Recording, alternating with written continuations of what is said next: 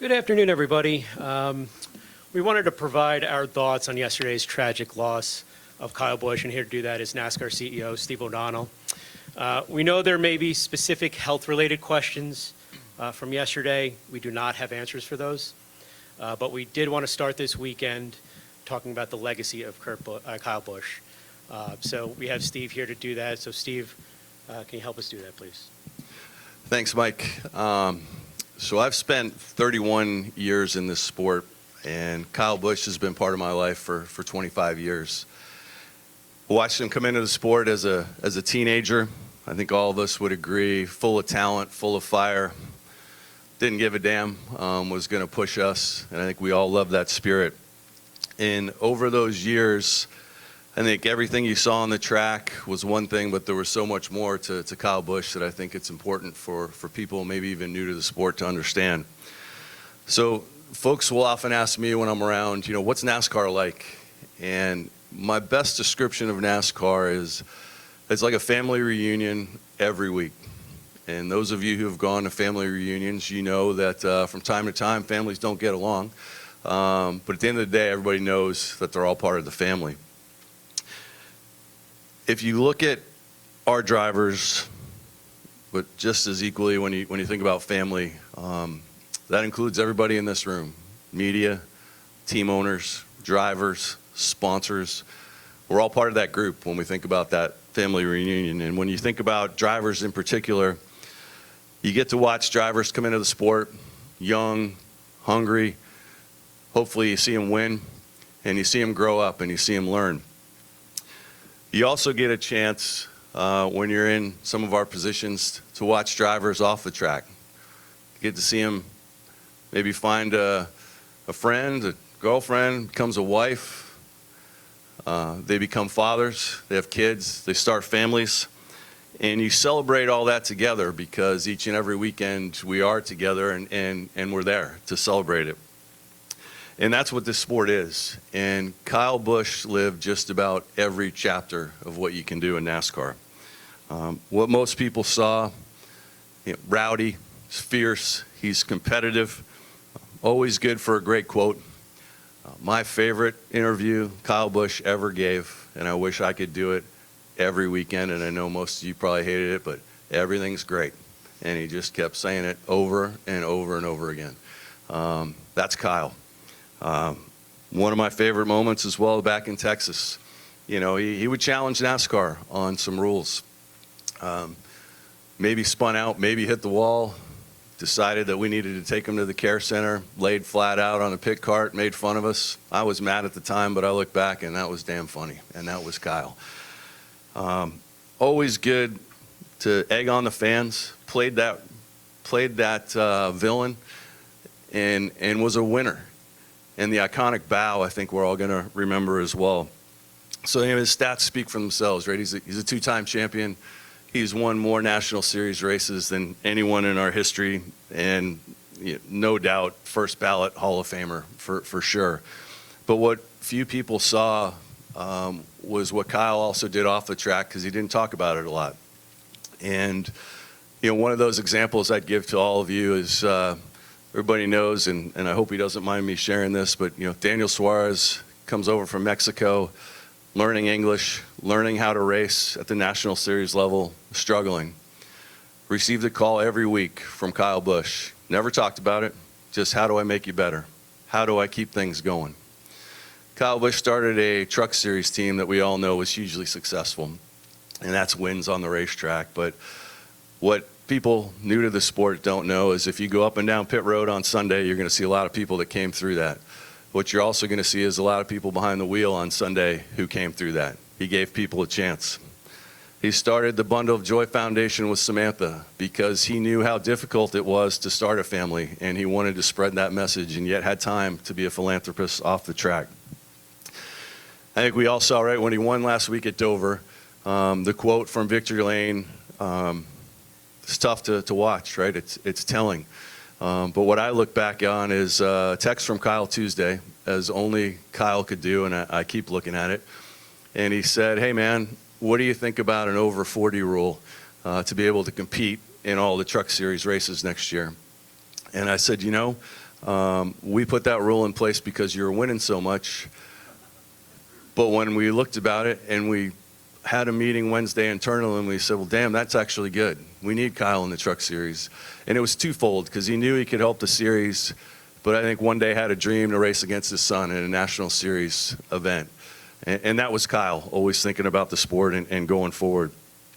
So, I want to recognize a few folks we're obviously thinking about as an industry, and first and foremost, everyone at Richard Childress Racing, Judy and Richard, Mike and Allie Verlander. Mike, I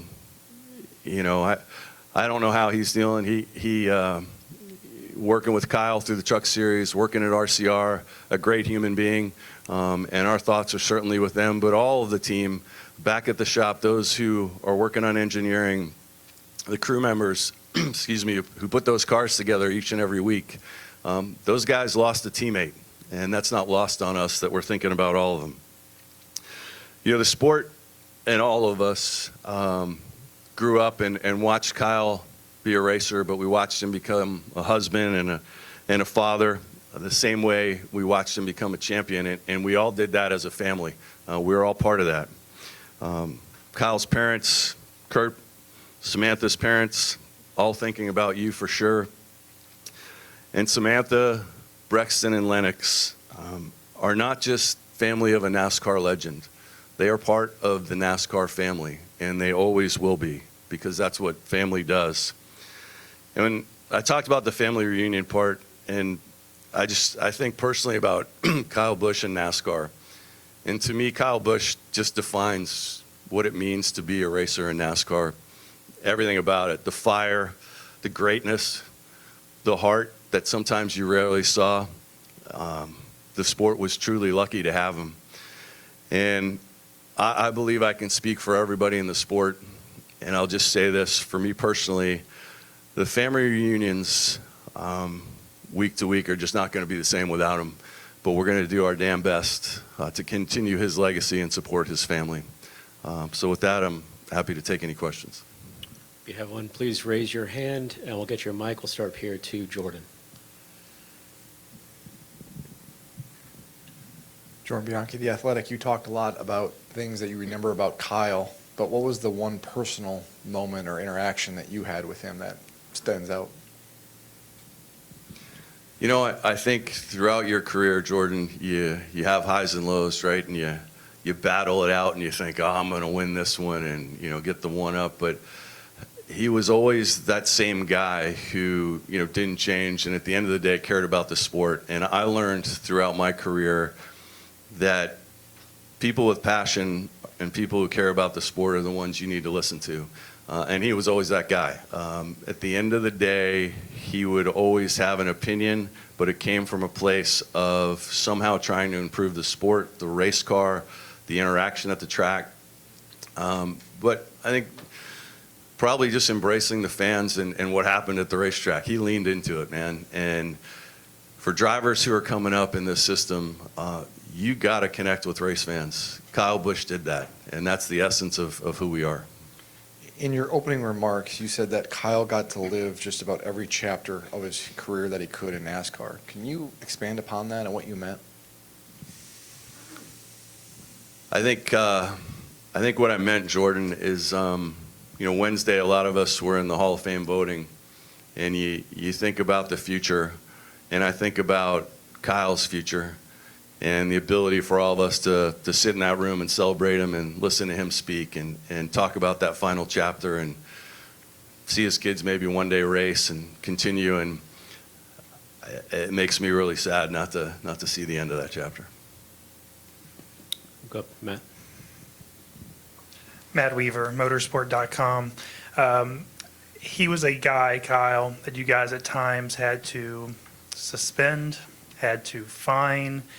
He frequently bucked the system. He was a rebel. And I know that at times that is not always comfortable for us or for you guys as a sanctioning body. But in hindsight, having that story written now, how important is it for the sport to have characters like Rowdy, Kyle Busch Rowdy, to be that kind of personality in NASCAR? Yeah, Matt, think about how we launched this season. And I talked about maybe we lost our way a little bit and weren't is proud of who we are. And I think I said, and sorry for kids, but the sport's a badass sport. Kyle Busch, to me, is an American badass. Behind the wheel, who you want to be. And I think when you look back at all those things, that's part of being a race car driver. That's part of representing the sport. We're not always going to agree. If we did, I think people would be really bored. We certainly had our battles, right? But I'd give a lot of money to have a few more battles going forward. Dustin?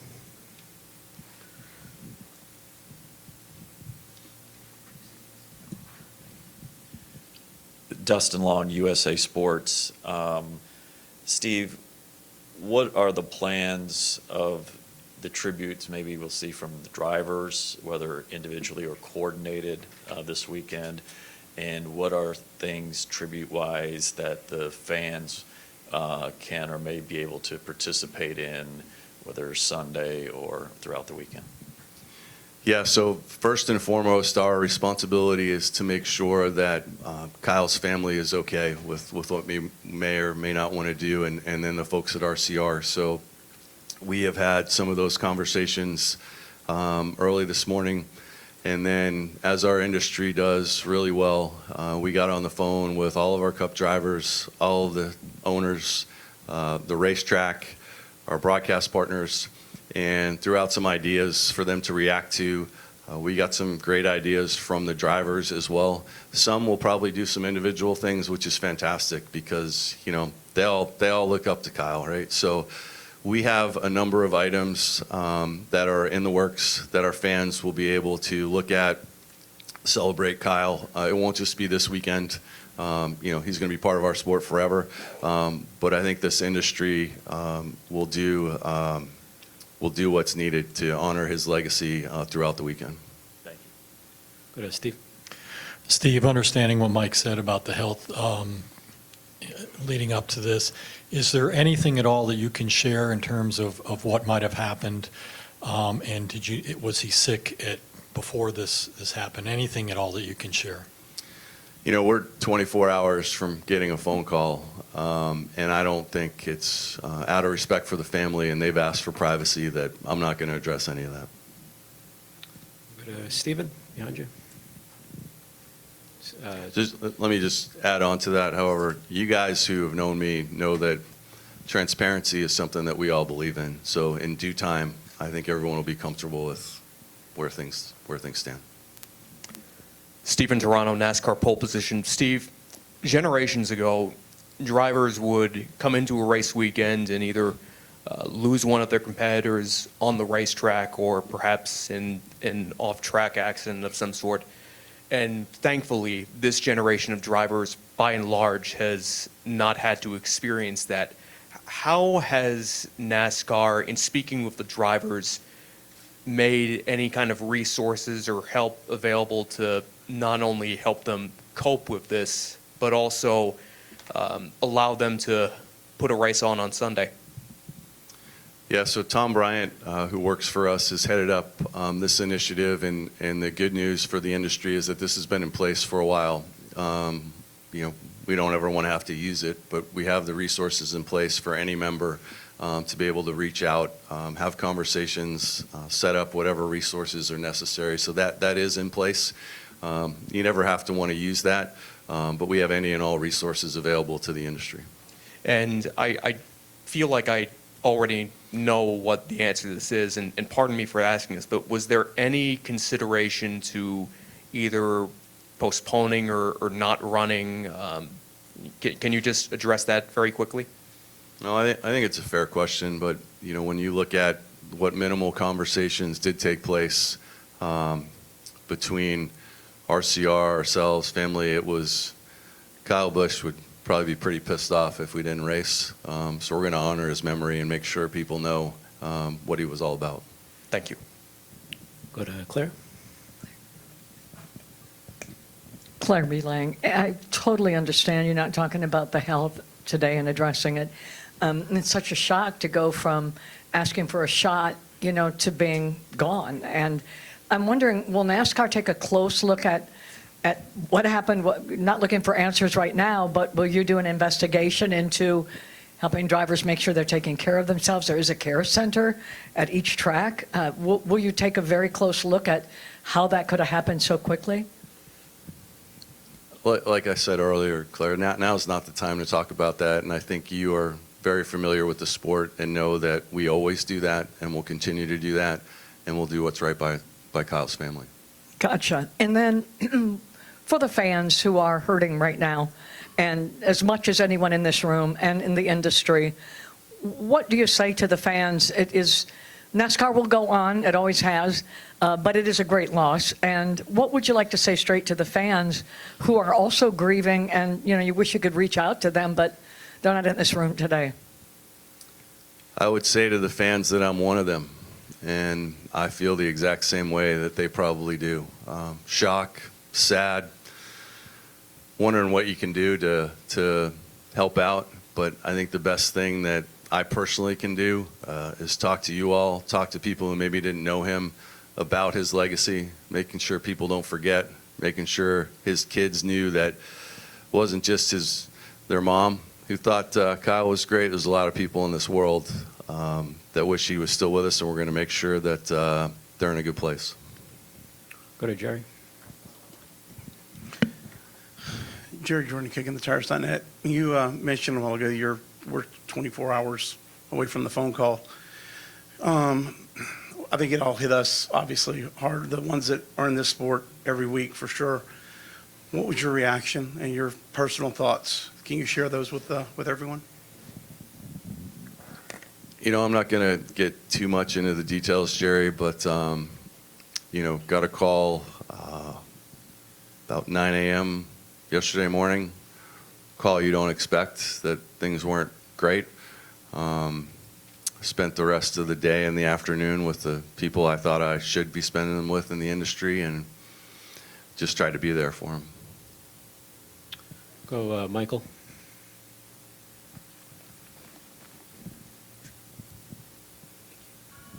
Michael Massey, Front Stretch.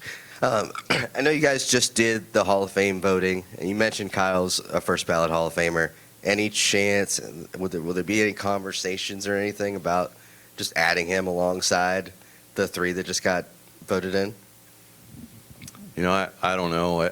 I know that, we put that on the list of ideas that we want to look at. I think I said earlier, there's things we want to do this weekend, and then we have a little bit more time to think about, what we could do as well in the future, and who knows, that could be something we look at.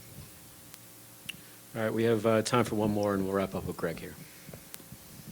Hey, Steve, first, thanks for doing this. I know it's tough, and we appreciate you being here. But speaking of tough, how tough is it? I mean, we never want this to happen, but on a weekend like this, when it's Memorial Day, and we're doing remembrances for all the veterans who gave us the freedom to be here and to be race car drivers and CEOs and things, how tough does that weigh on this entire process? Oh, it's a good question, because this weekend is always one you don't necessarily look forward to for what happened, right? But you look forward to, me personally, how proud I am of the industry, of the partnership we have with the military, what our industry does to come together to honor those who've served either in the past or who are currently serving. And so, making sure that we properly show the respect to Kyle and what he meant. There's a lot of his values in terms of racing and what he stood for that match in with what we want to honor this weekend as well. So I'm confident in the track and our team and the industry that they'll come together and do both properly and showcase the sport for what it is. It's one that we believe everyone in America should be proud of if they would spend some time thinking about who's in this sport, who our drivers are, what they represent, not necessarily just on the track, but off the track. They're people you want to admire, people you want to be around, and we need to put the focus back on them and showcase this great sport. Well, thank you, everyone. A big meeting continued here today. Thank you for being here. Thank you for honoring Kyle's legacy and providing the coverage to tell his story. And Steve, thank you so much for your remarks and your time. Appreciate it, everyone. Have a great weekend.